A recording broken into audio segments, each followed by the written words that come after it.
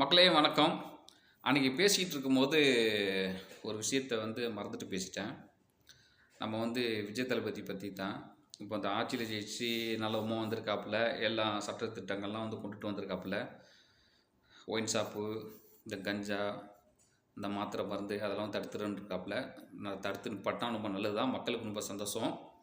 அதுமாரி இந்த குடித்தண்ணி பற்றி பேசியிருந்தேன். குடித்தண்ணி சரியாக வரதில்லை, மஞ்சக்கவி அதிகமாக வந்துட்டு. இப்போ குடித்தண்ணி வர ஆரம்பிச்சிருச்சு. ஆனால் மஞ்சக்கவி தான் அதிகமாக இருக்குது. அதை ஃபில்ட்ரு பண்ணி சரி கொண்டாங்கனாக்கா அதுக்கு ஒரு நடவடிக்கை எடுத்தால் சரியாயிடும். இன்னொன்று என்னென்னு சொன்னாக்கா, இந்த செருப்பை பற்றி பேசியிருந்தேன். விஜய் தளபதி தந்தை பெரியாரை பார்க்க போகும்போது மாலை போட போகும்போது செருப்பை வெளியில் கழட்டி வச்சுட்டு போயிட்டார்.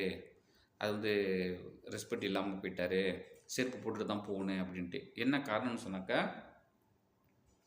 இதுக்கு முன்னாடி ஏழப்பட்டவங்க, வசதியானவங்க தான் செருப்பு போடணும், ஏழப்பட்டவங்க செருப்பு போடக்கூடாது அப்படின்னு சொல்லிட்டு பெரிய ஒரு போராட்டமே பண்ணியிருக்காரு. மக்களுக்கு அந்தமாரி மக்கள் நிறைய பண்ணதுனால, இல்லை எல்லோரும் செருப்பு போட்டு தான் வந்துட்டு தந்தை பெரியார் பண்ணாராம். அதனால் ஏன் இந்தமாரி கழட்டி போட்டுட்டு போனார் அப்படின்னு வருது. போட்டாலாம் குறை சொல்கிறாங்க, போடாட்டெல்லாம் குறை சொல்கிறாங்க. அது ஒரு ரெஸ்பெக்ட் தான் செஞ்சாங்க, அதுக்குன்னு ஒரு குறை சொல்லக்கூடாது. அதேமாதிரி பதவி பிரமாணம் பண்ணும்போது தேசிய கீதம் சொல்லாமல் வந்தே மாதிரி சொல்லிட்டாப்புல அப்படின்ட்டு. எப்படி இருந்தாலும் முன்னாடி செஞ்சாலும் பின்னாடி செஞ்சாலும் அவர் செஞ்சார். அவர் மாற்றத்துக்கான செய்யலை, ஏதோ அப்படி செஞ்சுட்டாங்க. அது ஒரு விஷயம்னு சொல்லிட்டு பெருசாக இது பண்ணிட்டாங்க. சரி, அதை விடுங்க.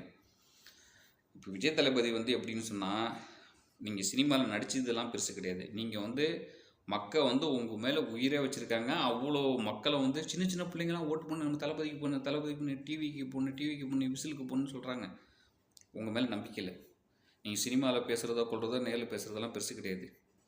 நீங்கள் நிறைய விஷயத்தை குறை சொல்கிறத செஞ்சது, இந்த கூட்டத்தில் பாதுகாப்பு இல்லாமல் நிறைய பேர் இறந்து போனது கொண்டதெல்லாம் செஞ்சதெல்லாம் அதெல்லாம் ஒரு தவறாக சொல்கிறாங்க. அதெல்லாம் பெஸ்ட்டு எப்படி சேஃப்டி பண்ணணுமோ அதெல்லாம் நீங்கள் பார்த்து இனிமேல் கவனமாக செய்யுங்க.